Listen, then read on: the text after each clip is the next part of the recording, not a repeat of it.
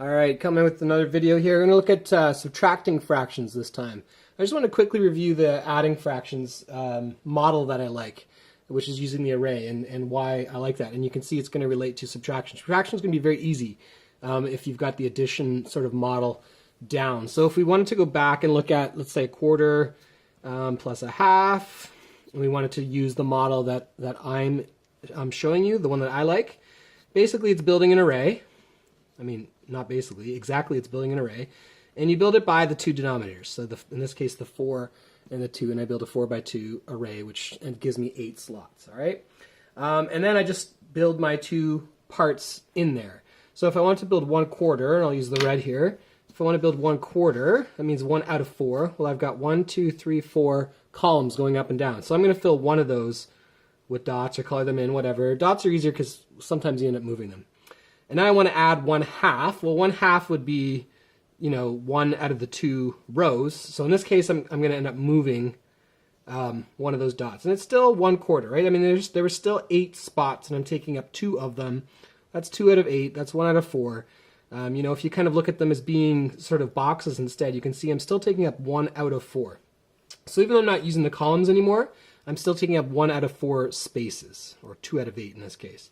Now if I want to add 1/2, I can add my 1/2 in black down at the bottom, and I get my answer. The total is now out of 8, because that's how many boxes we have, and we've used 6 of those. So 1/4 plus 1/2 is 6/8, and we could simplify that down to 3/4, but there's nothing really wrong with 6/8. I mean, that makes sense too. A lot of teachers are big on simplifying fractions. Probably in grade 9 your teacher will be, so it's a good habit to get into, but really it sort of depends on the story, which one's better. Anyways, so that's the adding model that I like, that really shows how it works instead of just being able to answer the question, which is, I think, more interesting.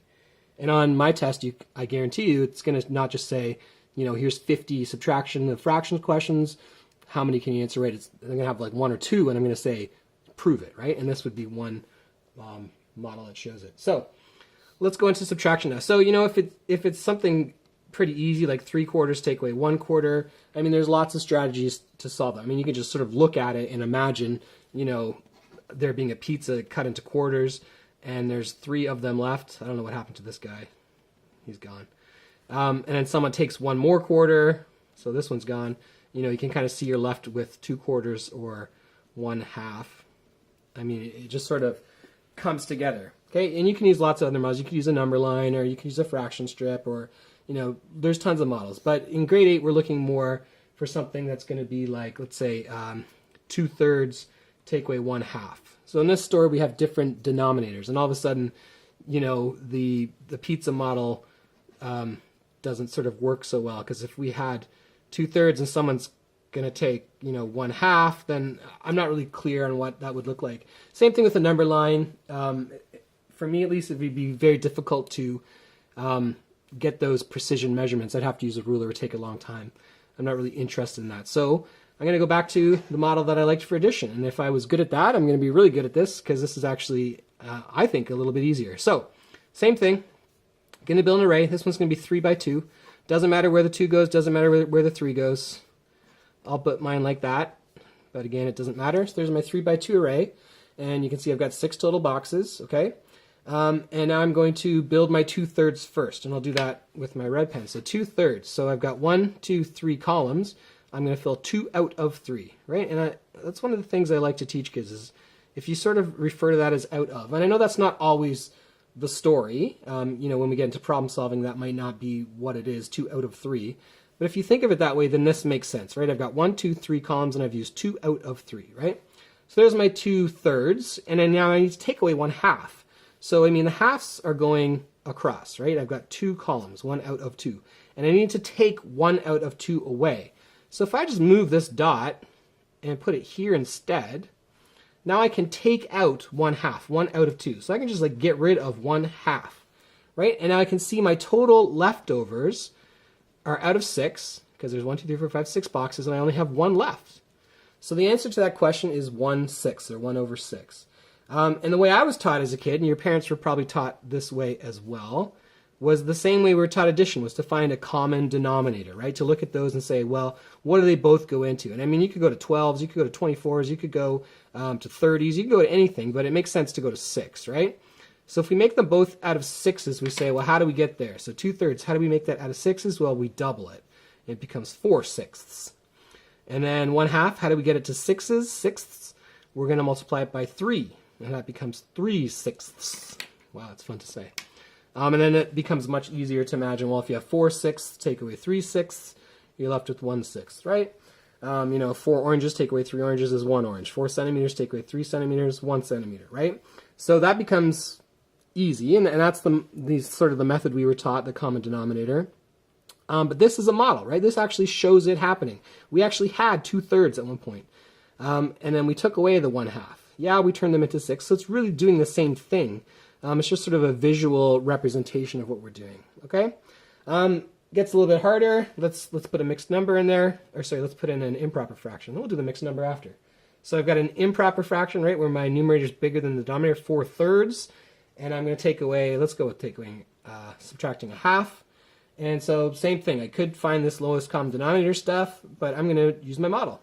So 4/3. So again, I'm going to build my array. And again, it's going to be 3 by 2. Let's do it the other way this time, just to show that it works.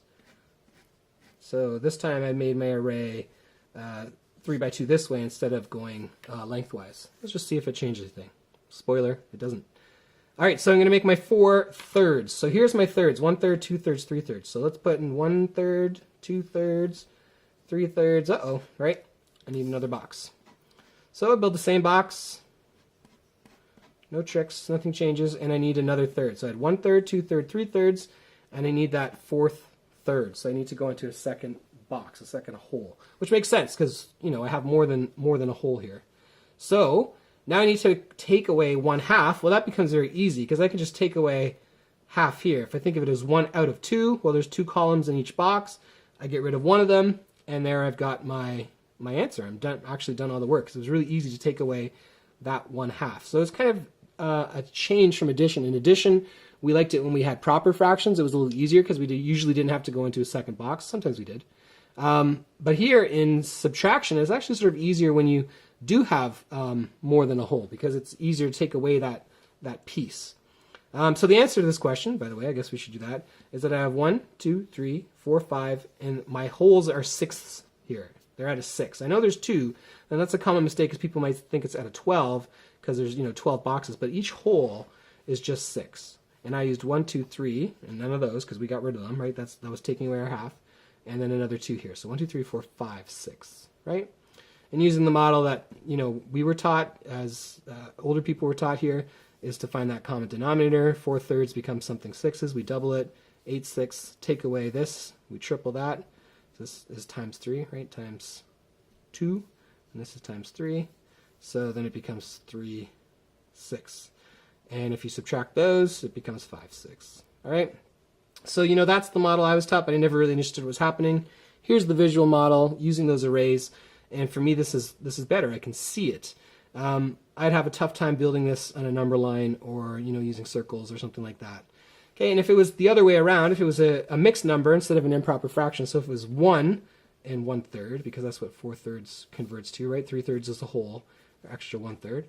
Take away 1/2, then I would just do the same sort of story. I build my array,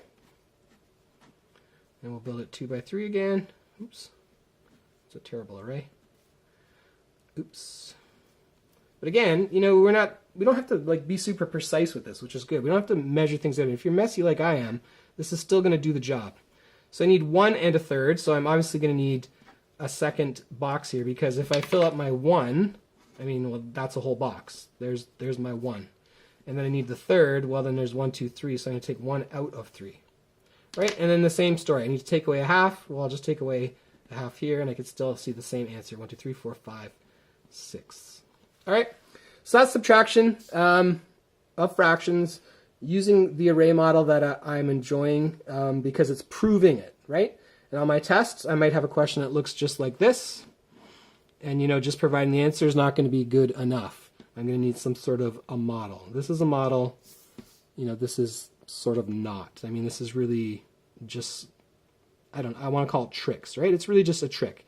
making things 6 so that it becomes easy to subtract the top, right? Okay. But here is proof, right? This is proof. This is a model. This is a visualization. This is for, any sort of learner could sort of understand that with a little bit of work. So there you go. Subtraction of fractions.